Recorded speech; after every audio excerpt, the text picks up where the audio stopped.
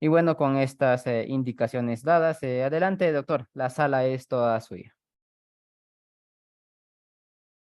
¿Qué tal? ¿Cómo están? Muy buenas noches con todos. Quien les saluda es Kevin Oliver Rodríguez Quirós, abogado especialista en Derecho Penal y Procesal Penal, y también Delito contra la Administración Pública y Crimen Organizado. El día de hoy agradezco la invitación de CEFOCAP para brindar un poco de los conocimientos y conversar con ustedes respecto a los delitos contra la vida, el cuerpo y la salud, haciendo especial enfoque en la violencia de género, la violencia contra la mujer y el grupo familiar. Entonces vamos a iniciar rápidamente. ¿Ya puedo compartir pantalla? Sí, doctor, sí, ya cuenta con los permisos. Bien, vamos a iniciar entonces con unas diapositivas que he preparado para explicar esto y demás. A ver, un momento.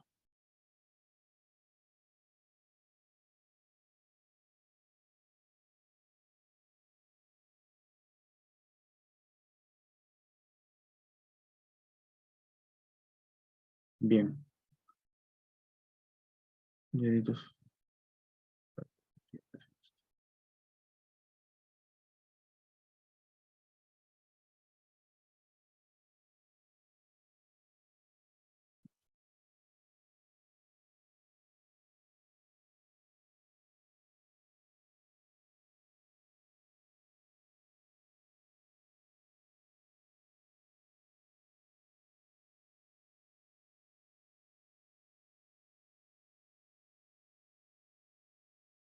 Bien, ahí está.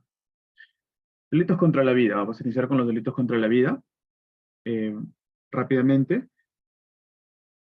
Tenemos, ¿desde qué momento inicia la vida? Este es un tema que ya mayoritariamente se ha aceptado, se ha tomado una postura, pero siempre en pregrado y en algunos, y hasta en posgrado se sigue debatiendo qué teoría es la que determina el inicio de la vida. En eso tenemos entonces que podemos mencionar que tenemos tres teorías sobresalientes. La teoría de la concepción, que señala que la vida comienza en el momento de la concepción, es decir, cuando se fusiona el óvulo y el espermatozoide para formar parte de su cigoto y se anida en el útero de la mujer. La teoría de la viabilidad, que señala que la vida comienza cuando el feto es viable fuera del útero, es decir, cuando tiene la capacidad de sobrevivir fuera del vientre materno, generalmente algún momento durante el segundo trimestre del embarazo. Y la teoría del nacimiento. Señala que la vida comienza en el momento del nacimiento, es decir, cuando el feto sale completamente del útero y empieza a respirar por sí mismo. En el caso de esta última teoría, si el feto sale completamente del útero y no puede valerse por sí mismo, aún no se considera como una vida. Mayoritariamente ya la doctrina y la jurisprudencia ha adoptado que el inicio de la vida ha sido fijado convencionalmente a partir de la anidación, como les mencionaba, la anidación del cigoto en el endometrio femenino. Pero para poder saber, eh, para poder determinar también sobre los delitos contra la vida, también tendríamos que establecer en qué momento comienza la muerte. Y por eso es que existe una doble dimensión para lo que es la muerte. Primero está la dimensión de la muerte biológica y después está la dimensión de la muerte clínica. La dimensión de la muerte biológica es cuando todos los sistemas de nuestro cuerpo dejan de funcionar. Perdón. Cuando deja de funcionar y mm, después de que el corazón deja de bombear sangre, en cuestión de minutos y horas, todos los sistemas comienzan a decaer hasta que se da la muerte biológica por completo. Y luego está la muerte, digamos como la muerte clínica, la muerte cerebral también conocida. Señala que cuando acaban todas las funciones cerebrales, ya no es posible la vida, ya no es un cuerpo con vida. Entonces, tendremos esos dos límites entre lo que es las teorías sobre el inicio de la vida y las teorías sobre cuándo se da los tipos de la muerte, ¿no? ¿Qué es el bien jurídico vida? Bueno, el bien jurídico vida es uno de los más importantes eh, dentro de nuestro marco jurídico y es el que tiene una tutela y reconocimiento en los convenios internacionales sobre derechos humanos. Por ejemplo, en el artículo 4, primer párrafo de la Convención Interamericana de Derechos Humanos, en el artículo 6 del Pacto Internacional de Derechos Civiles y Políticos, y en las constituciones que estas los regulan.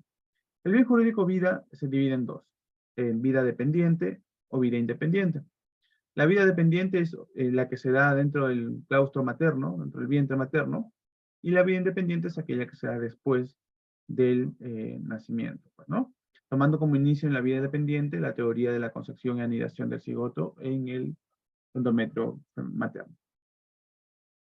Bien, vamos a hablar sobre homicidios en general y luego vamos a tocar en específico el homicidio que es el feminicidio y sus problemáticas que hubo durante un tiempo respecto a si no había una mala práctica legislativa.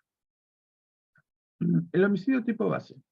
Bueno, el homicidio tipo base es el que mata a otro, será reprimido con pena privativa de la libertad, no menor de 6 ni mayor de 20 años. Este es el tipo base. A partir de este tipo base es que se desprenden los diferentes tipos de homicidio. Es homicidio calificado, homicidio por emoción violenta, parricidio, infanticidio y feminicidio para terminar. ¿Qué determina el homicidio en cualquiera de sus formas? Aparte de la sustitución del hecho dentro del tipo penal, tiene que haber un tipo subjetivo, ¿no? El ánimo que persigue el sujeto activo.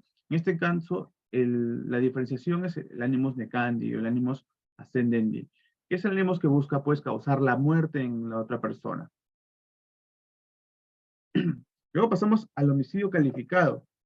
El homicidio calificado, en este caso, ya es la suma del homicidio base con unas circunstancias agravantes.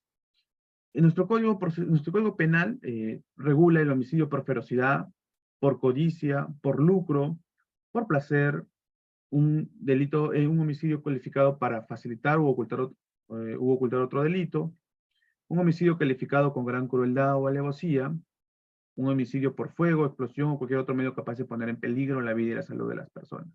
Vamos a pasar a desarrollar cada uno de estos.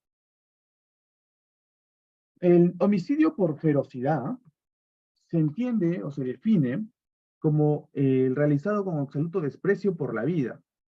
Y según la doctrina existen dos acepciones mayoritarias que permiten afirmar que estamos ante esta circunstancia agravante. La primera de ellas es cuando el sujeto activo concluye con la vida del sujeto pasivo sin motivo ni móvil aparentemente explicable. Es conocido como el motivo fútil. Cuando, por ejemplo, digamos que Pedro está en la calle caminando y choca contra otro transeúnte que se encontraba distraído en el celular y Pedro voltea y de cólera le clava un puñal en el corazón. Entonces, ahí hay un total desprecio por la vida, sin ningún motivo móvil aparente, por ejemplo. Luego tenemos la segunda modalidad de la ferocidad, que es cuando la gente actúa con ferocidad brutal en la determinación de la gente, es decir, una inhumanidad en el móvil. Por ejemplo, esto se da cuando hay un asesinato con una especial crueldad, con una especial ferocidad, por ejemplo, la innecesidad de poder apuñalar 10, 20, 40 veces a una persona para poder causarle la muerte, ¿no? Luego tenemos el siguiente agravante que es la codicia. La codicia que por mucho ha causado cierta confusión con lo que es el sicariato, que más adelante lo vamos a ver. La codicia, en ese sentido, tenemos que se verifica cuando el agente da muerte a la víctima guiado por un apetito exagerado y desmedido de riqueza.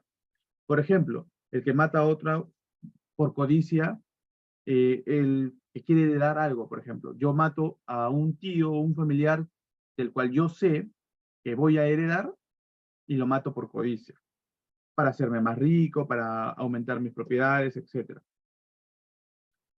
Porque la existencia prolongada del sujeto pasivo dificulta que yo disfrute de su riqueza.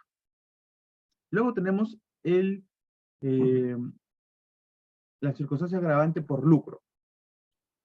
Esta circunstancia agravante es cuando el agente produce la muerte de su víctima con el firme propósito y objetivo de obtener un provecho o ganancia patrimonial.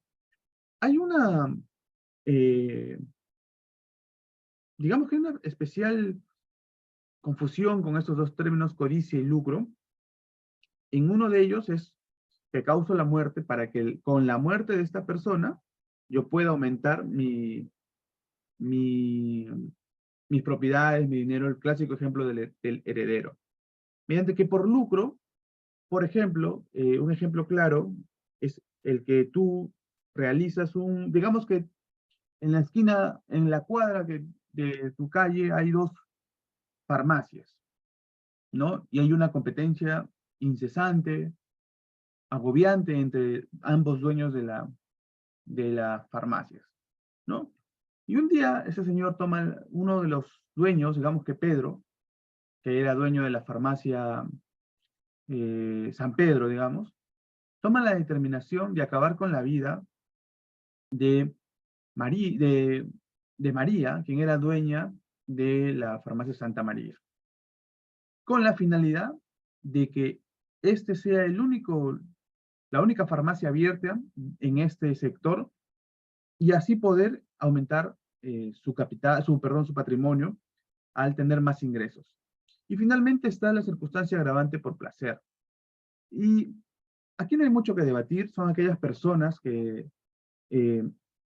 experimentan un cierto tipo de placer al acabar con la vida de otra persona. Representa, o perdón, sienten un regocijo perverso al poner fin a la vida de una víctima. Ese es el caso de los asesinos seriales. Muchos de los asesinos seriales se mueven con un motivo de placer. Causan la muerte de una especial etnia, de un especial grupo de personas con características, porque sienten placer al realizar estos homicidios. Luego tenemos la segunda circunstancia agravante, que es para facilitar u ocultar otro delito. Aquí hay dos modalidades. Primero es el para facilitar otro delito. Bueno, como su mismo nombre dice, lo que permite es facilitar o favorecer la comisión de otro delito independiente. Aquí podemos identificar entonces el delito medio, que vendría a ser siempre el asesinato, y el delito fin, que es cualquier otro delito. Por ejemplo, yo veo que, no, bueno, para no ponerme yo en el ejemplo, digamos que vemos a Pedro va a ser el elegido hoy. Pedro es un delincuente a sangre fría, quien por muchos días ve que en el centro de Lima hay un cambista que todos los viernes retira mucho dinero, digamos que $10,000. Entonces Pedro lo que realiza, dice, para facilitar el delito de robo, lo que voy a hacer primero, para evitar que la persona oponga resistencia al robo, es que voy a acabar con su vida. Y una vez que ha acabado con su vida, yo me voy a poder apropiar de su dinero. Entonces aquí tenemos el homicidio calificado para facilitar otro delito. Y la segunda modalidad, que es el homicidio calificado para ocultar otro delito, vendría a ser, por ejemplo, en la situación en la que, digamos, Pedro realiza un robo dentro de alguna entidad bancaria y en la cual él, para evitar de que sea descubierto, después de realizar el robo, asesina a uno de los testigos que estaba en ese momento en la entidad bancaria. Esto con la finalidad de que no exista posibilidad de que esta persona, quien lo ha reconocido, o por lo menos ha visto su vestimenta, ha visto su rostro, pueda develar que él ha sido el autor también del robo. Entonces ahí tenemos el homicidio calificado para ocultar otro delito. En la tercera circunstancia tenemos con gran crueldad o alevosía. Bueno, la circunstancia de gran crueldad se configura cuando el sujeto activo produce la muerte de su víctima haciéndola sufrir de forma inexplicable e innecesaria.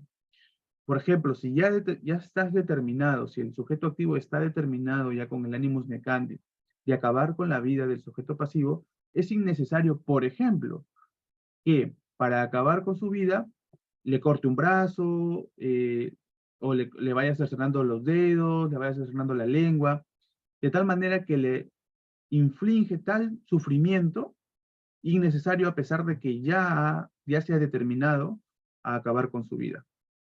Y por otro lado, tenemos la alevosía. La alevosía es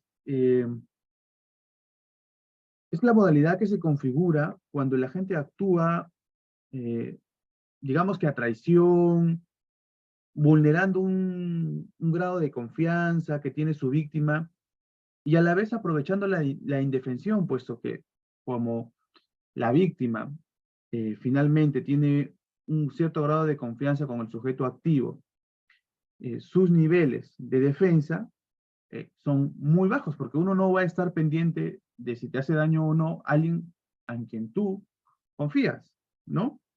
En el que no te hace sospechar que quiere hacerte algún daño. Entonces, como decía, la alevosía es cuando se actúa con traición, con vulneración de una gratitud o con vulneración, o cuando existe un cierto grado de confianza que tiene la víctima en su homicida. Y aprovechando esta indefensión, es que decide acabar con su vida, pues, ¿no? Y luego el homicidio calificado por fuego, explosión o cualquier otro medio capaz de poner en peligro la vida o salud de otras personas, está determinada esta circunstancia agravante porque los medios empleados para acabar con la vida de la víctima no solamente podrían acabar con la vida de él, sino también podrían afectar la vida o la salud de otras personas. Entonces, el que utiliza una bomba, por ejemplo, para acabar con un sujeto determinado, o el que utiliza, o el que quema una casa para acabar solamente con algún miembro de los que viven en ellas, o el que envenena la comida en una reunión con la finalidad de acabar con uno de ellos, todos esos supuestos ingresan dentro del homicidio calificado en el inciso 4. A ver, vamos a ver.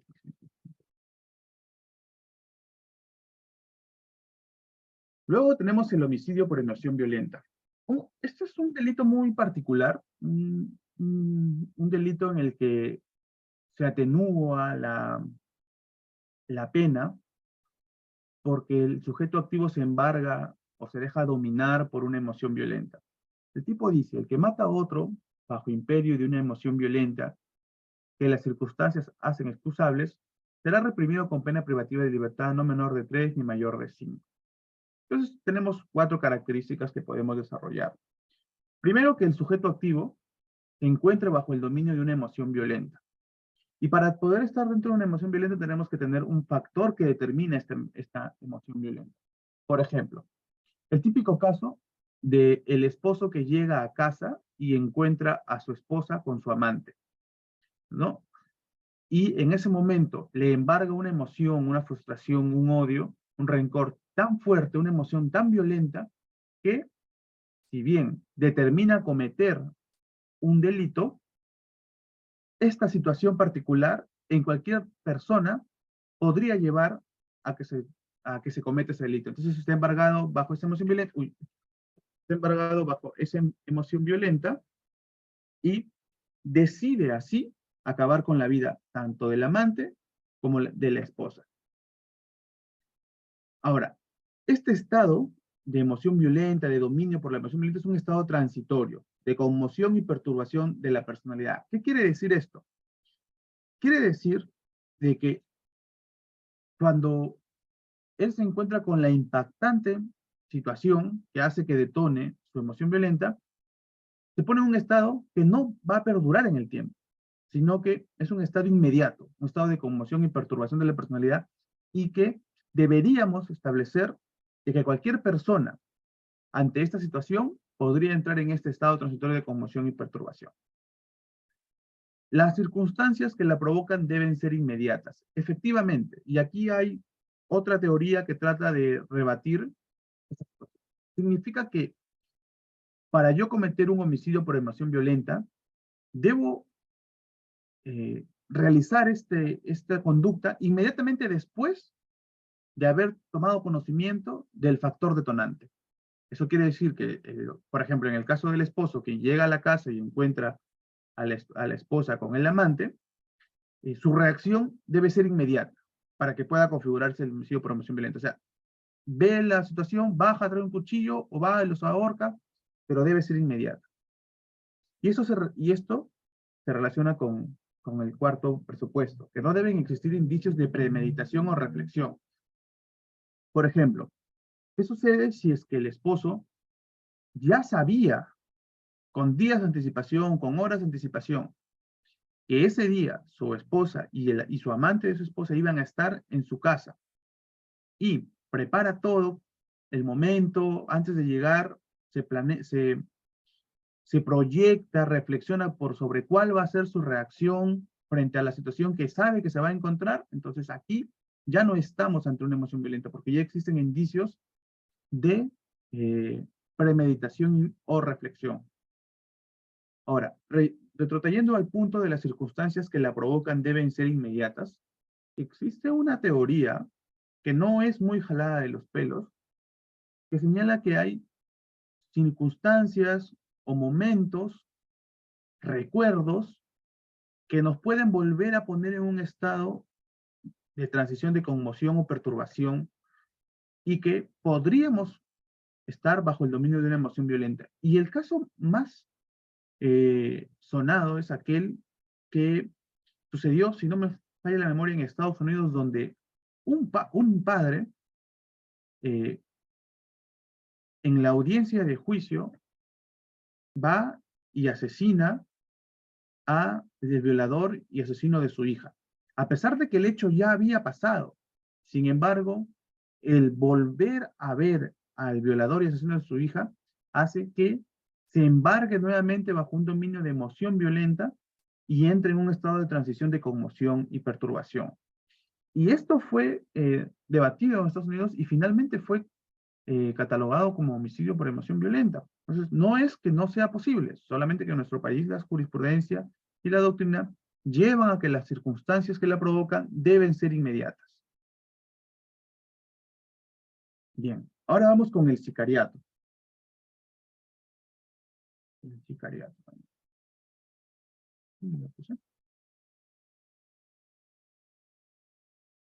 Código penal.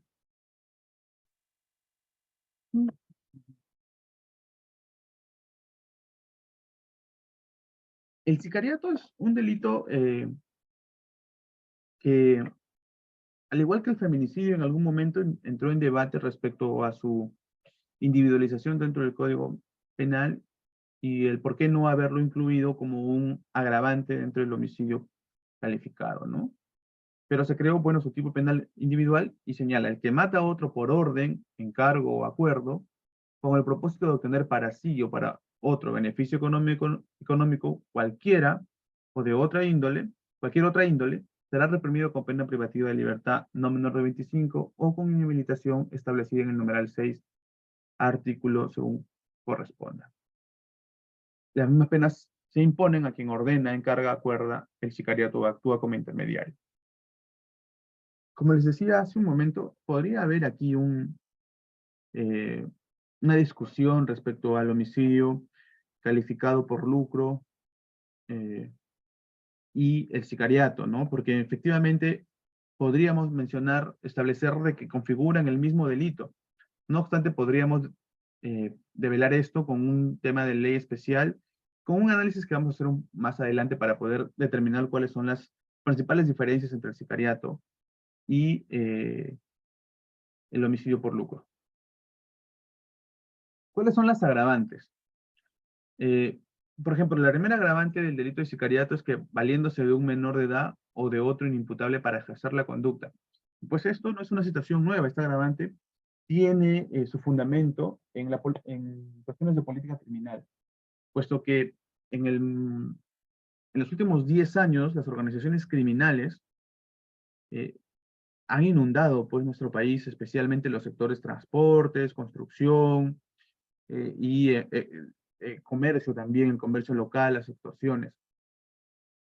Y han encontrado encontraron un vacío aquí cuando cuando los que ejecutaban ya sea a las personas que no se dejaban extorsionar o a los rivales de otras organizaciones criminales, utilizaban un menor de edad.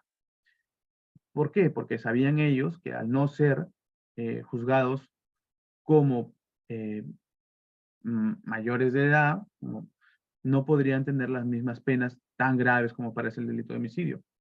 Entonces, se creó el delito de sicariato para establecer de que quien acuerde u ordene un sicariato, valiéndose de un menor de edad, es un agravante, que esta finalidad es de luchar contra este tipo de conductas. La segunda agravante es para dar cumplimiento a la orden de una organización criminal.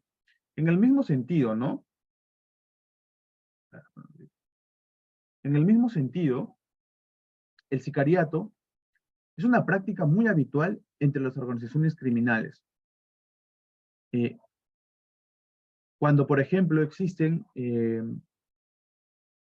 peleas para determinar quién controla un sector, ya sea territorial o un sector, eh, por ejemplo, de transportes, un sector de comercio, un sector de tráfico de terrenos, etcétera, es que las organizaciones criminales, para poder definir su control, comienzan a eliminar uno a uno a los rivales de otras organizaciones criminales.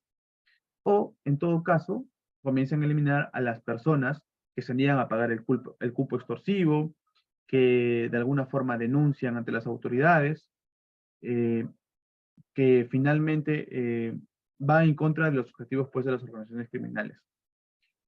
El tercer agravante es cuando en la ejecución intervienen dos o más personas. Eh, bueno, esto es claro, ¿no? La agravante va, así como es en el hurto, como es en el robo, por la participación de dos o más personas, es mucho más probable que se logre consumar el delito.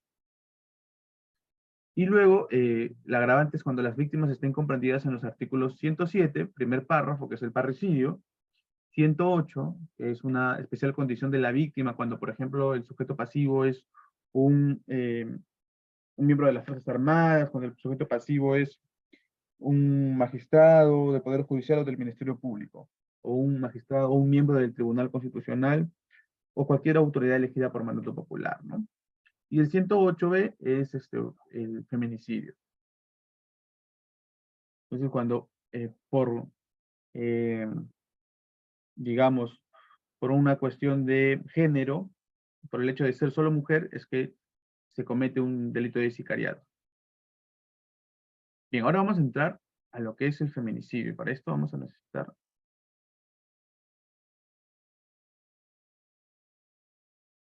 Bien, vamos primero a darle una lectura porque es muy grande el tipo penal, y luego vamos a desgregar eh, poco a poco lo que es la ley, qué son los enfoques de violencia de género, qué conceptos debemos tener nosotros en cuenta para poder determinar en qué momento nos encontramos ante un feminicidio y no ante un homicidio normal.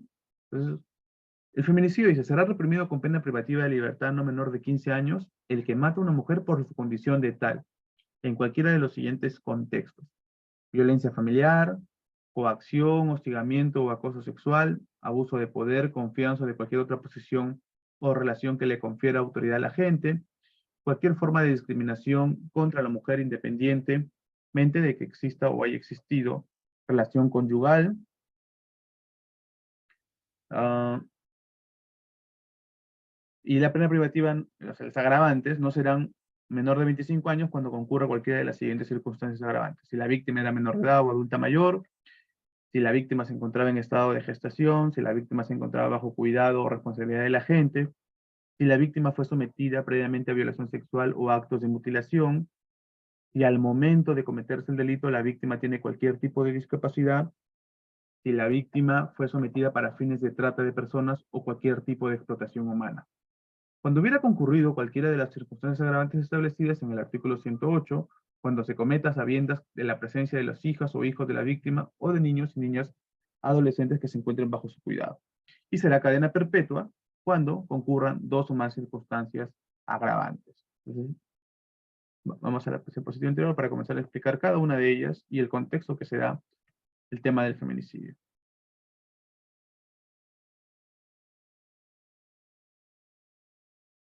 Ya está.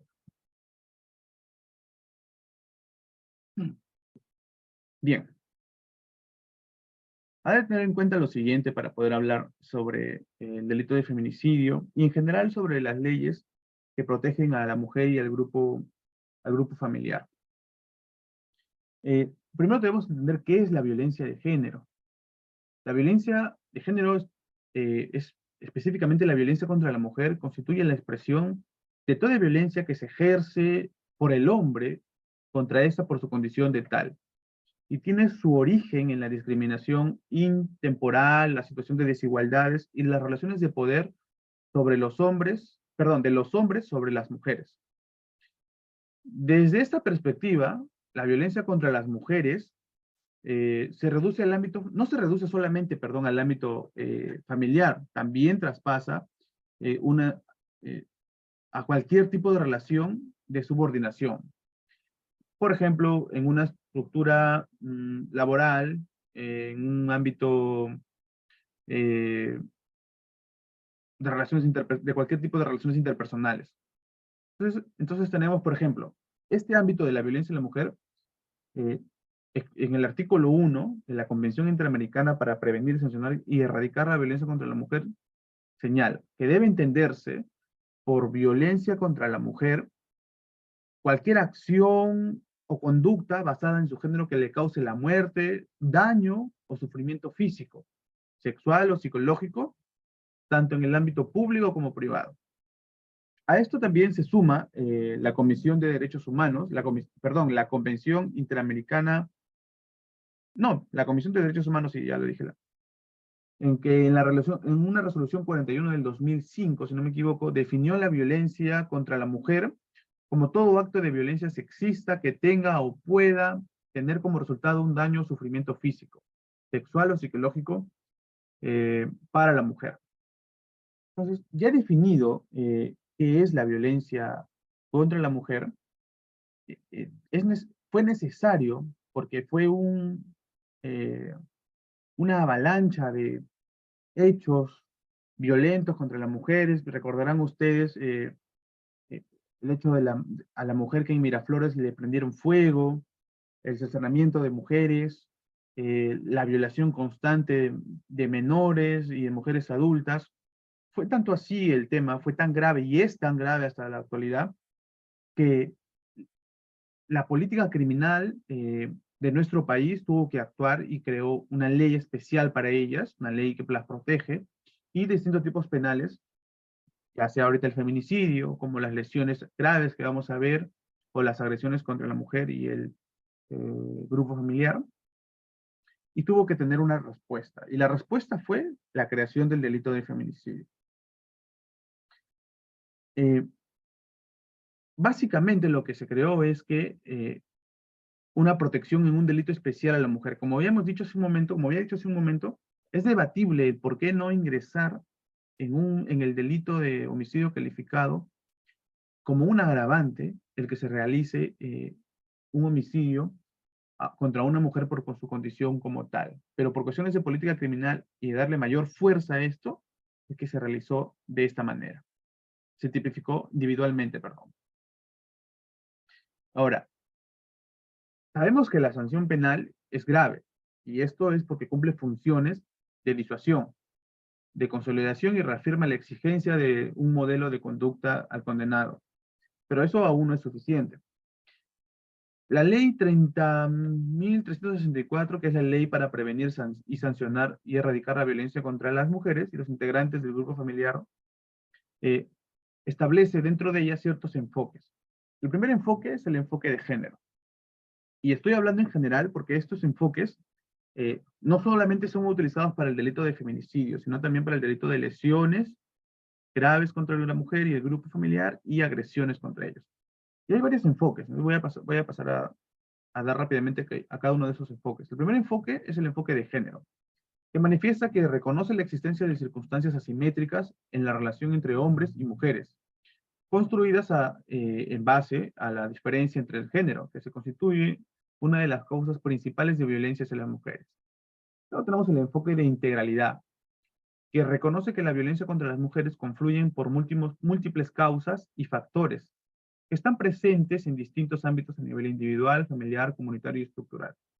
Por ello es necesario establecer intervenciones en los distintos niveles para que las personas se desenvuelvan con normalidad y en un ámbito seguro, obviamente.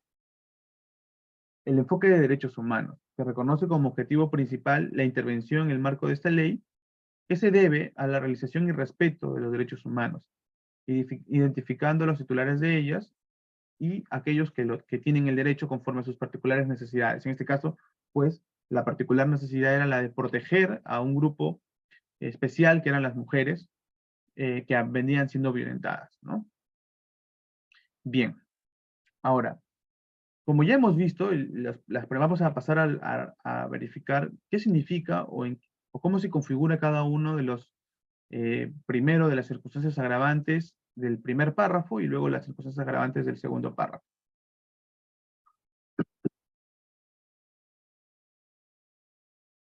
Muy bien, en el delito de feminicidio, el sujeto activo, según la redacción del código, es el que mata, ¿no?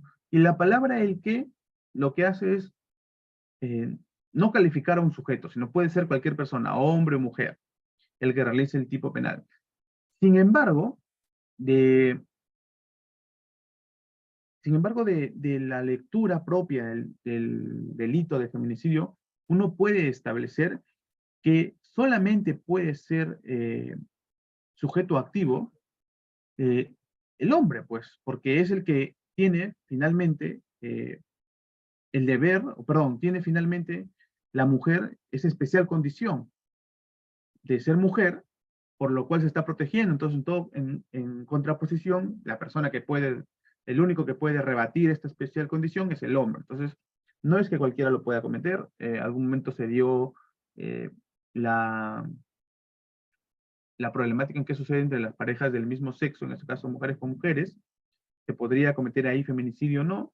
Bueno, nosotros creemos, bueno, yo considero que no, porque se debe determinar qué hombre en sentido biológico. ¿Sí? El sujeto pasivo es siempre la mujer, y el bien jurídico es la vida, ¿no? Nuevamente. Ahora, vamos a pasar ahora sí a los contextos en que se puede producir el delito de feminicidio. En el primer artículo señala que es perdón, el primer inciso del primer párrafo dice que es la violencia familiar. Bueno, este contexto es fundamental delimitarlo porque es el escenario más recurrente en los casos de feminicidio. Para ello debe distinguirse dos niveles interrelacionados, pero que pueden eventualmente operar independientemente. Primero, el de violencia contra las mujeres, y segundo, el de violencia familiar en general. Para efectos típicos, el primero está comprendido dentro del segundo. Obviamente, la violencia contra las mujeres está contenido dentro de lo que es la violencia familiar en general. Pero puede asumirse que un feminicidio se produzca en un contexto de violencia sistemática contra los integrantes de un grupo familiar, sin antecedentes relevantes o frecuentes de violencia directa, precedentes, en la víctima de feminicidio. Se entiende que para efectos de la realización de este tipo penal, es que la violencia puede haberse traducido en intentos anteriores de darle muerte, de agresiones físicas, sexuales o psicológicas. Entonces, ese sería el contexto sobre la violencia. Y la motivación de esta conducta frecuente del hombre es la actitud, obviamente, de desprecio, de subestimación, de supuesta legitimidad que tiene él para sancionarla basada en roles estereotipados o en la misoginia, la celopatía, etc. Bien, no interesa el lugar donde se expresen estas protervas actitudes por parte del hombre, pues el desvalor de la conducta sistemática es igual si se desarrolla en un lugar público o en un lugar privado. Cual fuera el tipo de relación interpersonal, ya sea que el agresor comparta o haya compartido el mismo domicilio con la mujer. Luego tenemos en el segundo, que es la coacción, hostigamiento o acoso sexual. En el segundo contexto en el que se puede dar este feminicidio es el más genérico. Es más genérico que el anterior y por lo mismo requiere una mayor concreción interpretativa. Conforme al sentido usual del lenguaje de la palabra coacción o la definición de la palabra coacción, significa que es la fuerza o violencia que se hace a algo, perdón, que se hace al, perdón,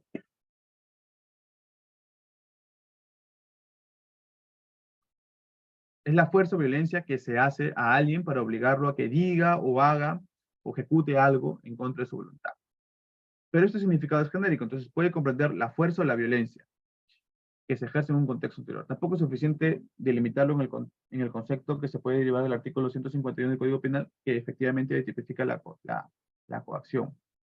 Entonces, ¿qué podemos entender por coacción en el tipo penal de feminicidio? Eh, podemos tener la coacción es una caja de Pandora, es muy abierto. Podemos entender muchas conductas que puedan determinar que son coacciones dentro o que se aplican contra la mujer, ¿no? Mediante que el hostigamiento, por ejemplo, el hostigamiento es muy distinto, es el acto de hostigar, es de molestar a la mujer o burlarse de ella insistentemente. Al respecto debe considerarse que estas molestias o burlas están relacionadas con el menosprecio del hombre hacia la mujer, con una búsqueda constante de rebajar su autoestima o su dignidad como persona. El hostigar sin ejercer actos de violencia directa va minando la estabilidad psicológica de la víctima, incluso con actos sutiles o sintomáticos. Y para efectos de comprender el tercer contexto de este artículo, debemos remitirnos igualmente a lo referente a la referencia legal, o sea, a la ley 27942, la ley de prevención y sanción del hostigamiento sexual. Esta ley desarrolla a grandes rasgos, pues, qué es el hostigamiento sexual.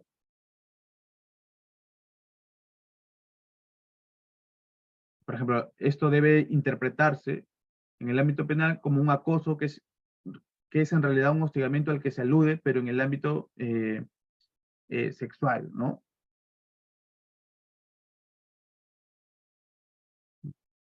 Bien. Por ejemplo, el hostigamiento sexual o chantaje sexual consiste en la conducta física o verbal reiterada de naturaleza sexual o sexista, no deseada o rechazada, eh, realizada por una o más personas que se aprovechan de una posición de autoridad o jerarquía o cualquier otra situación ventajosa en contra de otras u otras, quienes rechazan estas conductas por considerar que afectan su dignidad, así como sus derechos. El acoso, el hostigamiento, el acoso sexual, eh, hubo un tiempo en que era muy normal, por ejemplo, que las personas, al ver a una mujer caminar, ya sea con eh, una mujer hermosa o por el simple hecho de que es mujer, lanzarle improperios sexistas, hablando de su figura, eh, o darle frases con connotaciones sexuales, ¿no? Bien, respecto al abuso de poder, bueno, queda claro que el abuso de poder, confianza o de cualquier otra posición o relación que las confiere autoridad a la gente. Eh,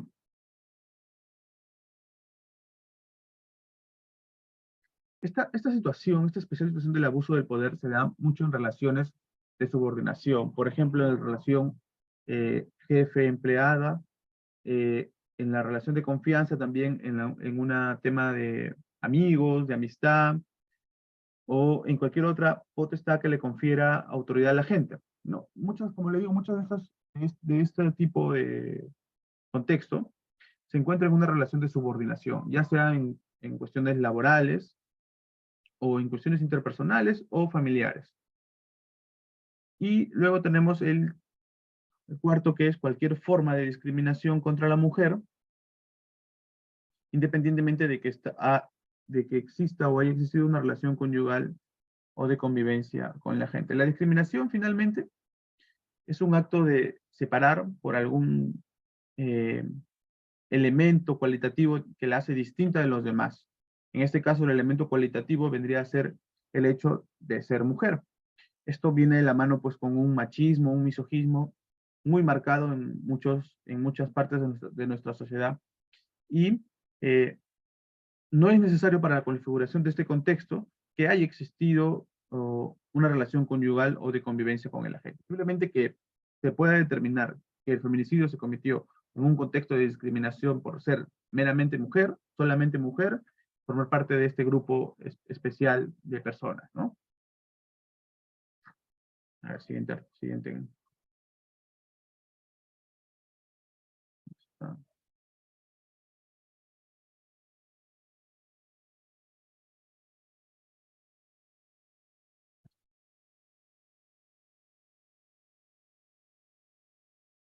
Luego tenemos los tipos agravados, del segundo párrafo también. El primero es la edad de la mujer, ¿no? El feminicidio tiene una mayor desvalor de acción cuando la víctima es menor de edad o una persona adulta. El fundamento político criminal es evidente, cuando mayor es una mayor pena el feminicida que se aprovecha de la condición de vulnerabilidad de la víctima, porque eh, no es lo mismo realizar un feminicidio contra una mujer que puede presentar cierta resistencia que con otra que no, que son las menores de edad y las personas mayores de edad, pues, ¿no? Un estado de gestación es el segundo, que la víctima se encuentre en un estado de gestación. Esta conducta es igualmente, se agrava, pues, porque la mujer se encontraba gestando. La razón de la agravación radica en la supresión de una vida no dependiente. No solamente, esa es la agravación, no de la vida independiente que sería la mujer, sino también de la vida dependiente que es el feto, está dentro del claustro materno. En este caso, entonces, diríamos que el feminicidio es pluriofensivo, porque afectas a dos bienes jurídicos de dos sujetos pasivos distintos. Bien, la víctima se encontraba bajo cuidado o responsabilidad del agente. Ese es el cuarto. Sí, claro, el tercer supuesto del segundo párrafo sería si la víctima se encontraba bajo cuidado o responsabilidad del agente. Bien, aquí existe un hecho de subordinación nuevamente. La conducta se agrava si la mujer se encuentra bajo cuidado o responsabilidad del agente. Esto quiere decir que hay una circunstancia que justifica el abuso por la posición de confianza y de responsabilidad conferida al sujeto agente.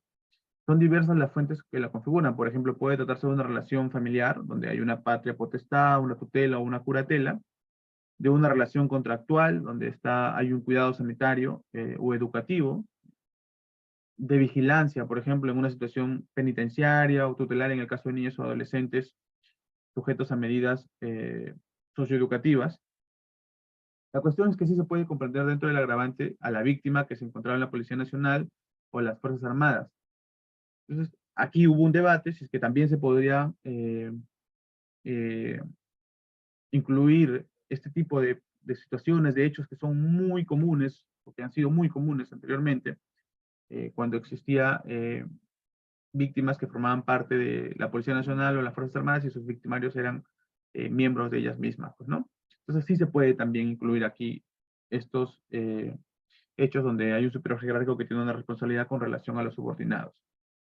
Luego tenemos la cuarta, que sería si la víctima fue sometida previamente a violación sexual o actos de mutilación. En la comisión del feminicidio, si existiera una violación sexual previa, si sería un agravante, pues se trata de una circunstancia concursal, o sea, concurren dos tipos penales. En general, sería un concurso real heterogéneo, pues, ¿no? El agente demuestra su actitud de desprecio hacia la víctima, violándola previamente al acto de darle muerte. En este caso, no solamente se vulnera, pues, la vida y la libertad, perdón, no solamente la vida, sino también la libertad sexual de la mujer, por lo que debe ser sancionado con mayor severidad, y ese es el fundamento, pues, de la agravación. El quinto inciso dice, si al momento de cometerse el delito, la víctima tiene cualquier tipo de discapacidad. Bien, cuando cualquier persona en realidad, cualquier ser humano que tenga una cuestión de discapacidad, se encuentra en un estado de indefensión mayor frente a cualquier persona normal. Entonces, es el mismo factor agravante, ¿no? El mismo que que da en los casos de menores de edad y de personas adultas. Bien, luego tenemos si la víctima fue sometida para fines de trata de personas o cualquier tipo de explotación humana. Bien, en este caso el feminicidio es el acto culminante, pues, de un proceso previo de su juzgamiento extremo para la víctima. Por ejemplo, el haber sido reclutada para trata de personas o por actos de explotación, ya sea sexual o laboral, solo se considera como la trata de personas, como si la trata de personas ya de por sí se considera como una circunstancia agravante. Y que esto finalmente termine en un feminicidio ya es la base del por qué el aumento de la gravedad de la pena. La cuestión que debe determinarse en sí es si la modalidad agravante agregada constituye una circunstancia agravante diferente al de la trata o si ya está incluida en el concepto en general. Bueno, la finalidad de la trata de personas es realizar actos de explotación de la víctima. Para precisar dicha finalidad, esta se encuentra en el numeral 2 del inciso 53. Es que los fines de explotación de la trata, de personas comprenden, entre otros, la venta de niños, niñas, adolescentes, la prostitución y cualquier forma de explotación sexual, la esclavitud, cualquier forma de explotación laboral como la mendicidad, los trabajos o servicios forzados, la servidumbre, la extracción o tráfico de órganos o tejidos somáticos o sus componentes humanos, así como cualquier otra forma análoga de explotación. Bien, y el texto supuesto señala que si la víctima fue sometida para fines, el séptimo, cuando hubiera concurrido cualquiera de las circunstancias agravantes establecidas en el artículo 108. En el artículo 108 es el artículo de el homicidio calificado. Entonces, si la víctima de un homicidio calificado es una mujer por razón de serlo, y se le ha dado muerte por ferocidad, codicia, lucro, placer, para facilitar u ocultar otro delito, por gran crueldad o alevosía, por fuego, explosión, es que se subsumiría dentro del feminicidio agravado en el segundo párrafo.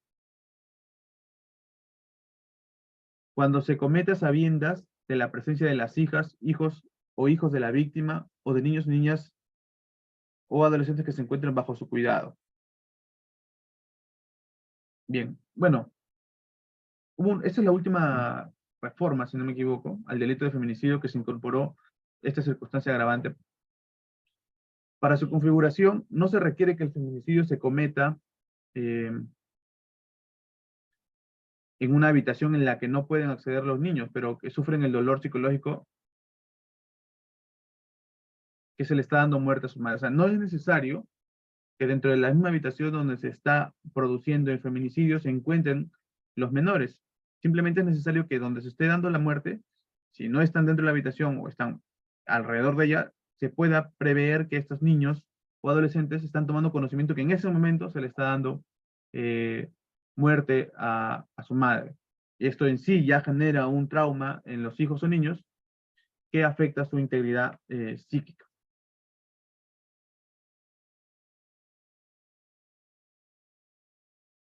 Bien, eso es con respecto al tema de violencia, al tema de feminicidio en los delitos por homicidio. Si hay alguna pregunta antes de pasar al tema del aborto.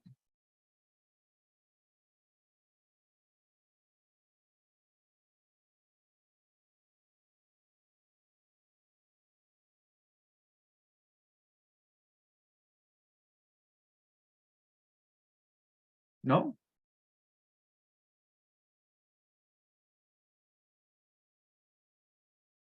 Bien, entonces vamos a continuar.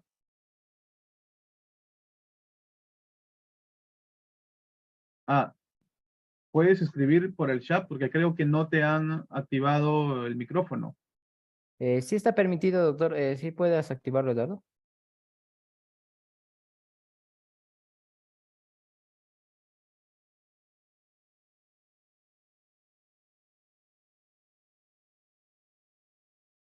Parece que tiene problemas. O si no, escríbelo en los mensajes y lo revisamos al final.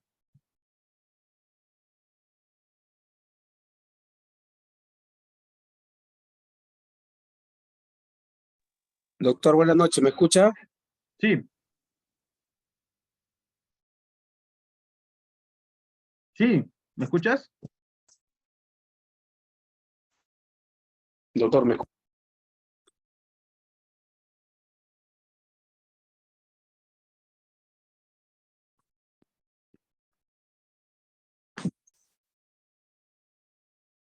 Sí te escucho, pero parece que tienes problemas con tu audio. Escribe, si no, la pregunta en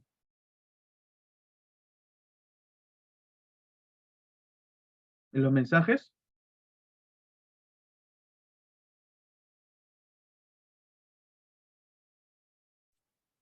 Ya, ahora sí, doctor, buenas noches, ¿me escucha? Sí, ¿qué tal? Buenas noches.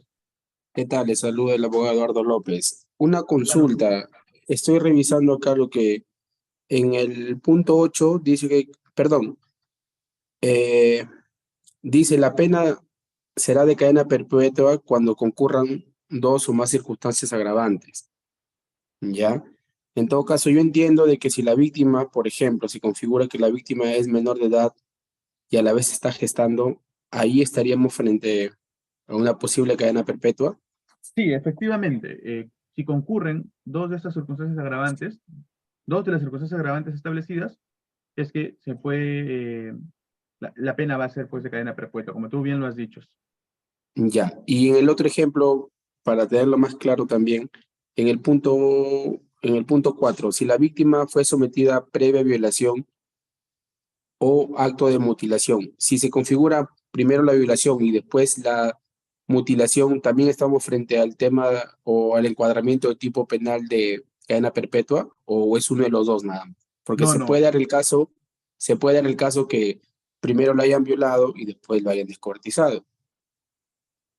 claro, mira, yo considero que no, ¿ya? Porque las agravantes son por incisos.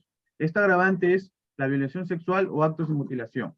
No, si tú dices que primero la ha violado y después, después de darle muerte, la ha descuartizado, porque al descuartizar a una persona le estás dando muerte, entonces no se Ujú, configuraría. Pero, por ejemplo, diferente sería el caso si es que tú, si es que, perdón, si es que el sujeto activo viola a una mujer, hace una violación sexual, y luego, sin quitarle la descuartiza. vida, sin quitarle la vida, comienza a mutilarla, por ejemplo, ¿Ya? cortándole los dedos, cortándole una pierna, ¿no? Haciéndole sufrir mucho más allá de lo que ya le ha hecho, en ese supuesto y bajo la redacción del tipo penal, que es una O, y no son, es una disyunción, y para mí es fuerte porque no son dos modalidades que puedan ser armónicas, o sea, violación sexual no tiene nada que ver con actos de mutilación. Bajo esa ¿Ya? interpretación, considero yo que sí están concurriendo dos circunstancias agravantes. Entonces estaríamos frente a dos. Sí, pero en el supuesto que te estoy explicando, porque si tú descuartizas a una mujer, le estás dando la muerte ya. El descuartizo significa muerte, Claro. ¿no? Pero si tú estás mutilando a una mujer, o sea, perdón que diga Eh, tú, si el sujeto claro. activo está mutilando a una mujer para darle un sufrimiento adicional, como por ejemplo cortándole las manos, cortándole la lengua, produciéndole algún tipo de daño a su sistema reproductor, ¿no? Esa ¿Ya? situación y conforme está redactado el artículo, conforme a la técnica legislativa, la existencia de una disyunción y no encontrando armonía entre la modalidad de violación sexual y la modalidad Exacto. de actos de mutilación, no hay armonía, no se puede confundir, entonces Estamos frente a dos. considero que sí estamos frente a dos circunstancias agravantes. Claro, justamente esa interpretación también la tengo y quería tener la mayor Sí, claridad sí, claro, con lo que usted lo puede ilustrar. así como lo estamos explicando, sí. Ya, muy bien, doctor. Muchas gracias. Bien, entonces continuamos con el tema del aborto. A ver, un momento, chicos, voy a buscar.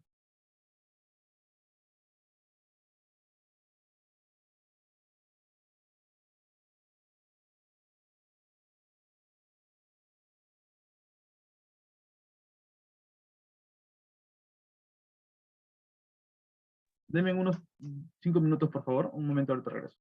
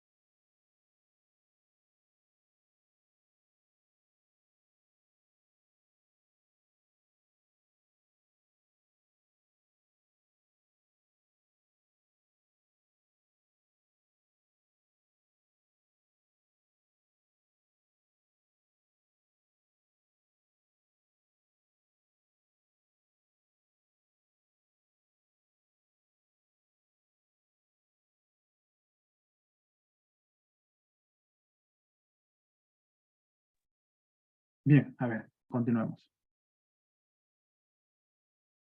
Vamos a ir ahora con el tipo penal de aborto, que también es un delito contra la vida.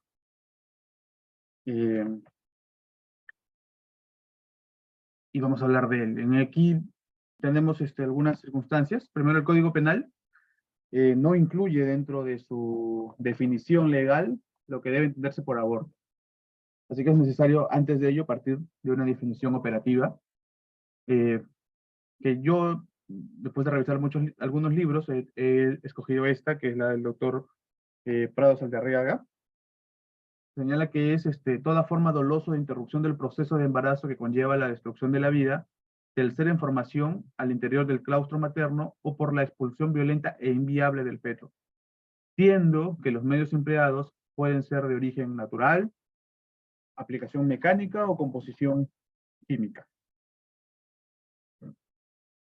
Entonces tenemos 5 tipos, vamos a hablar de 5 tipos del delito de aborto: el autoaborto, el aborto consentido, el aborto no consentido, el aborto practicado por profesional de la salud y el aborto predictorio intencional.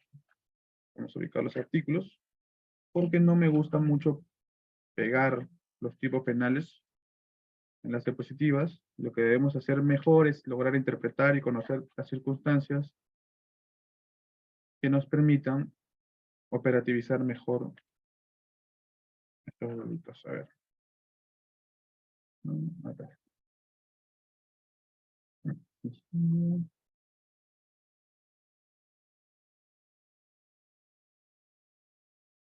Bien.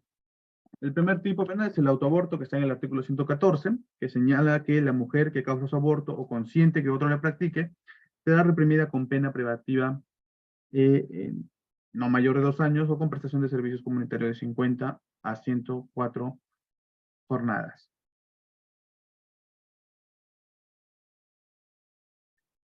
El autoaborto, finalmente, es aquella en la que la mujer gestante, con sus propios medios, como primera modalidad, con sus propios medios, se genera a sí misma el autoaborto. Pueden ser por diferentes formas, como habíamos mencionado anteriormente, formas químicas, formas mecánicas y de formas naturales. También hay formas naturales de inducir al aborto. Y la segunda modalidad es aquella en la que se consiente que otro practique el aborto. Entonces aquí ya estamos viendo que el autoaborto y el aborto consentido se interrelacionan entre sí, puesto que el aborto consentido, el tipo penal del artículo 115 señala: el que causa el aborto con el consentimiento de la gestante será con pena privativa de libertad no menor de 1 ni mayor de 4 años. Si sobreviene la muerte de la mujer y el agente pudo prever este resultado, la pena será no menor de 2 ni mayor de 5. Entonces, la segunda modalidad del autoaborto, en el que la mujer brinda su consentimiento, se interrelaciona con el aborto consentido, porque en este tipo penal se sanciona efectivamente a la persona que realiza el aborto por el consentimiento de la mujer. Y existe una causa agravante de la pena, que vendría a ser si es que luego de realizar este aborto consentido sobreviene la muerte de la mujer y el agente pudo proveer ella. Siempre existe un riesgo al realizarse un aborto. Es por eso que en diferentes países, incluido aquí en algún momento, se hicieron marchas, se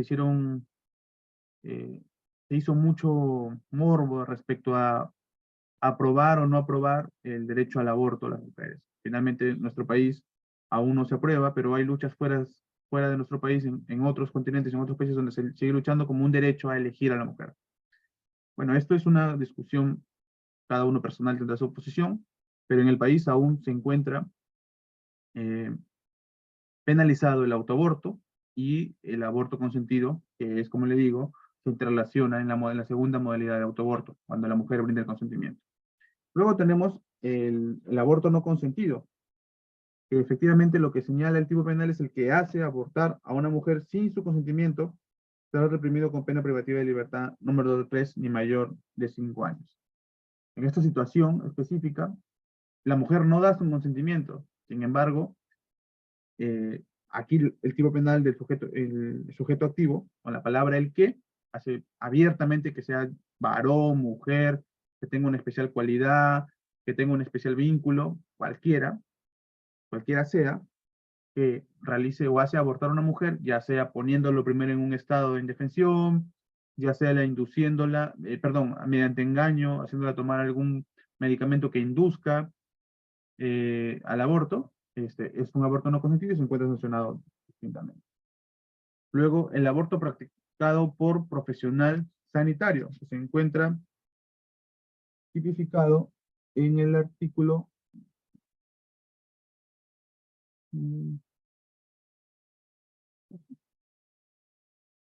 aquí en el artículo 117. En este artículo, el sujeto activo ya es un sujeto cualificado, no puede ser cualquiera.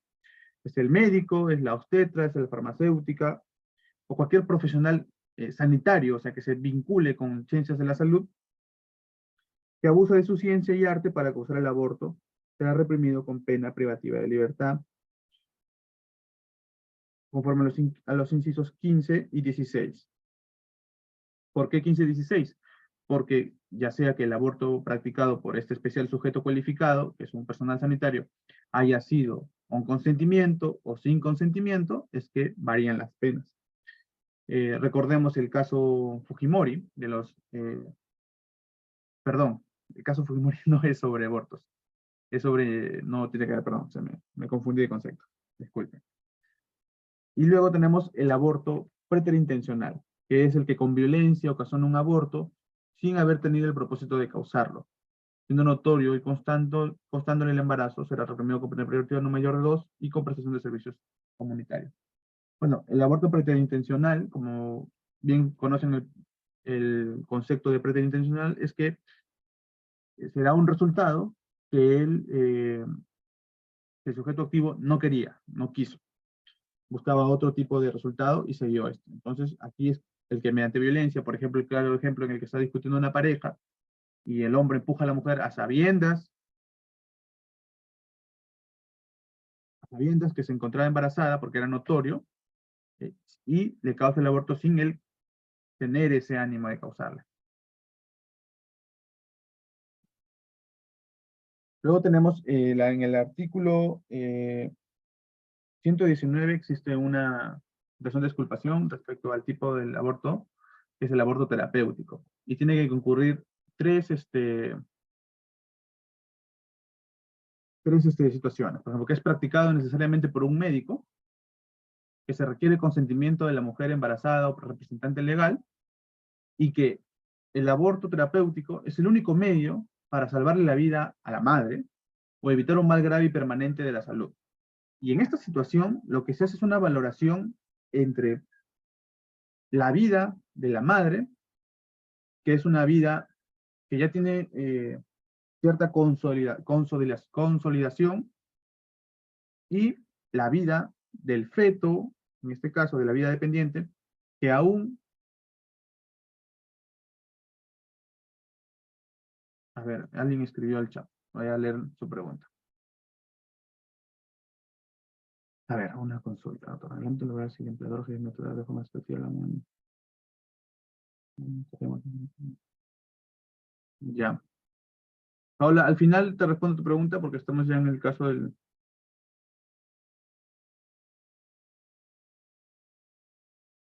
Dice, en el caso de la señora, hace años que fue realizada por una enfermedad que con engaños extranjeros su bebé. Claro, ese es un aborto realizado por un profesional de la salud. ¿Está bien? Bien, y continuando con el aborto terapéutico. El aborto terapéutico, como les digo, es practicado necesariamente por un médico. Se requiere el consentimiento de la mujer o en caso del representante legal. Y solamente es posible cuando el aborto terapéutico es el único medio para salvarle la vida a la mujer o evitar un mal grave permanente a la mujer gestante. aquí se hace una valoración entre la vida consolidada de la mujer y la vida incipiente del feto. Entonces, frente a esta situación, se evalúa que existe una especial, que es más importante mantener la vida de la mujer, quien ya se encuentra en un estado de consolidación, dependiendo de la edad pues, que tenga, pero que finalmente se superpone sobre la vida del menor. Entonces, para evitar un mal grave o permanente en la salud, se realiza un aborto terapéutico.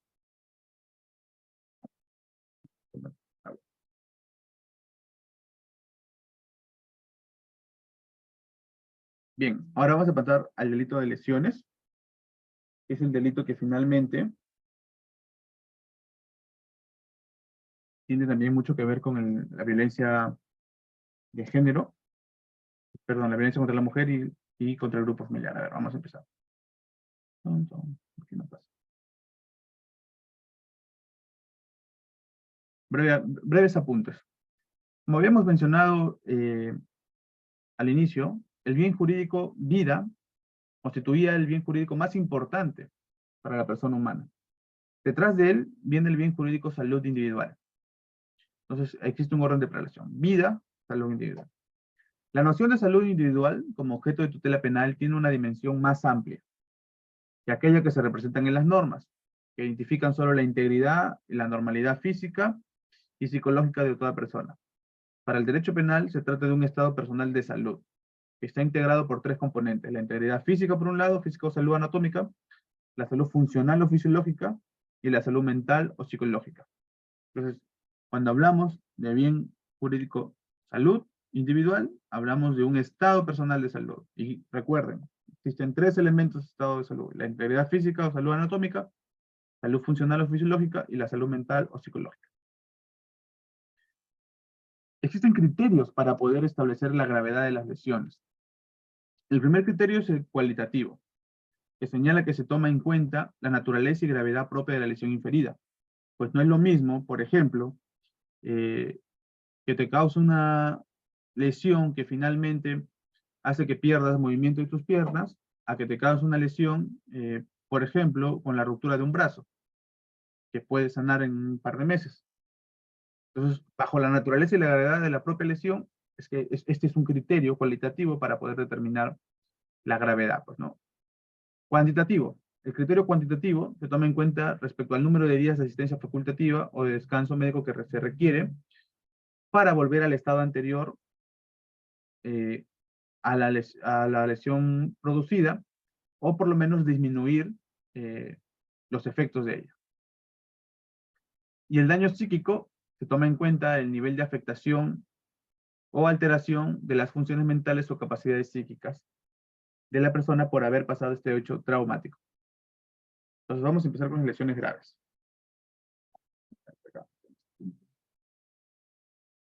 Momento.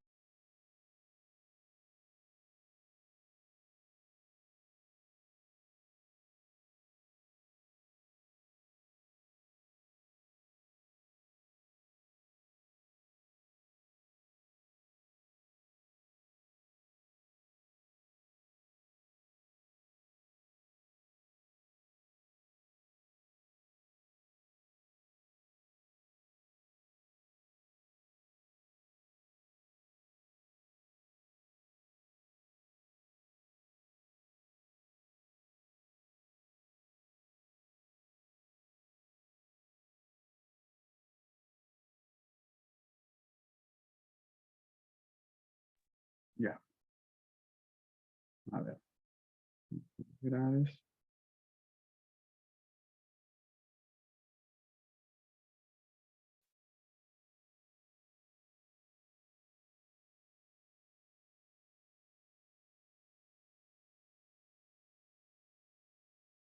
Las lesiones graves se encuentran, pues, reguladas, tipificadas en el artículo 121 de nuestro Código Penal, que señala que el que causa a otro daño grave en el cuerpo o en la salud física o mental será reprimido con pena privativa de libertad, no menor de 4 ni mayor de 8 años. Y para ello te dan una lista de lo que significan o se considerarían como lesiones graves. Las que ponen en peligro inminente la vida de la víctima. Estas lesiones, este tipo de lesiones se miden por la gravedad del lugar donde se infringe la lesión. Por ejemplo, lugares sensibles para el ser humano son la espina vertebral, el cerebro, lesiones mortales como pueden ser al hígado, lesiones mortales a los pulmones, al corazón. Entonces son lesiones que ponen en peligro inminente pues la vida de la persona. Entonces se tiene que hacer aquí se tiene que evaluar un criterio cualitativo, como lo habíamos mencionado anteriormente, respecto a los criterios para determinación de la gravedad, que no es lo mismo, por ejemplo, golpearte una pierna y rompértela a que golpearte la cabeza. Entonces, ahí se aplican dichos criterios. Inciso 2. Las que mutilan un miembro u órgano principal del cuerpo o lo hacen impropio para su función, causan a una persona incapacidad para el trabajo, invalidez o anomalía psíquica permanente o las desfiguran de manera grave. Pues bien, hay que identificar qué se establece por miembro u órgano principal del cuerpo. Por ejemplo, los órganos principales del cuerpo son aquellos que se derivan en los sentidos. Los ojos, el gusto, los oídos, el tacto. También hay órganos principales como el hígado, riñones, todo lo que haga que se pueda llevar una vida de forma normal y que su daño o el hacerlo impropio para función puedan causar en ella una incapacidad para el trabajo o una invalidez. Por ejemplo, si tú, producto de las lesiones que le produces, por ejemplo, le echas ácido a los ojos de una persona, la dejas ciega, finalmente la dejas incapacitada para el trabajo. O sea, la principal consecuencia debe ser la incapacidad para el trabajo o la invalidez o anomalía psíquica permanente. La desfiguración también es una manera grave, perdón, es una manera en la que se desfiguran las lesiones graves, y esta desfiguración debe ser grave y permanente. Por ejemplo, el rociarle gasolina a una mujer y prenderle fuego le va a generar quemaduras hasta de tercer grado, y esto es un daño, una desfiguración permanente ya, una permanente grave y permanente, que requiere mucho tiempo de recuperación. Inciso 3. Las que infieren cualquier otro daño a la integridad corporal o a la salud física o mental de una persona que requiera 20 o más días de asistencia o descanso según prescripción facultativa, o se termine un nivel grave o muy grave de daño psíquico. Aquí podemos ver el segundo criterio de cuantificación, perdón, de gradualidad de las lesiones, que es el criterio cuantitativo. En el criterio cuantitativo, aquí podemos ver que lo que se requiere para que se determine una lesión sea grave es que se requiera 20 o más días de asistencia o descanso según prescripción facultativa. Y luego tenemos la afectación psicológica generada como consecuencia de que la gente obligue a otro a presenciar cualquier modalidad de homicidio doloso, lesión dolosa, violación sexual, o pudiendo evitar esta situación, no lo hubiera hecho. Y aquí encontramos el tercer criterio para determinar cuándo estamos ante unas lesiones graves, que es el criterio de daño psíquico. Y está suscrito a situaciones determinadas, como por ejemplo el hacer que presencie la muerte de una persona, que presencie la lesión dolosa o violación sexual de otra persona. Por ejemplo, el caso, hace mucho tiempo en el norte hubo un caso en el cual una pareja se encontraba en la playa en horas de la noche, en una zona alejada de la playa. Y fueron abordadas por 3 sujetos, quienes redujeron al muchacho y violaron frente a él a su pareja, ¿no? Aquí podemos ver cómo se configura el delito de lesiones graves en su inciso número 4. Bien, ahora vamos a hablar sobre las lesiones graves por violencia contra las mujeres e integrantes del grupo familiar. A ver.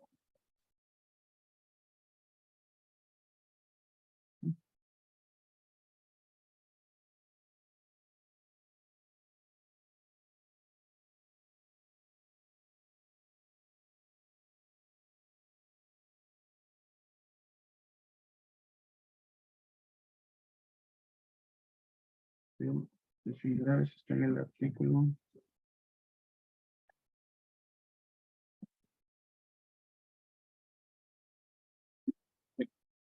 Las lesiones graves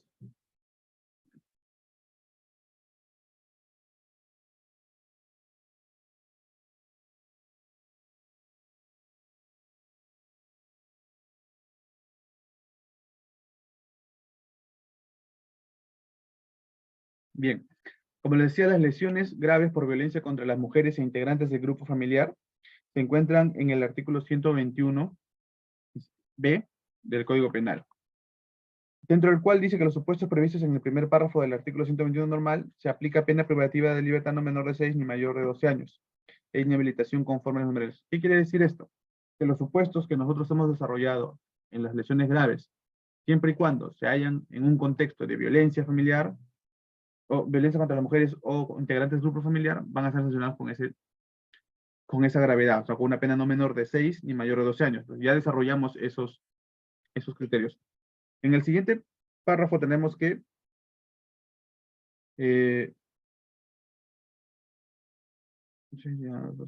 inhabilitación conforme a los numerales 5.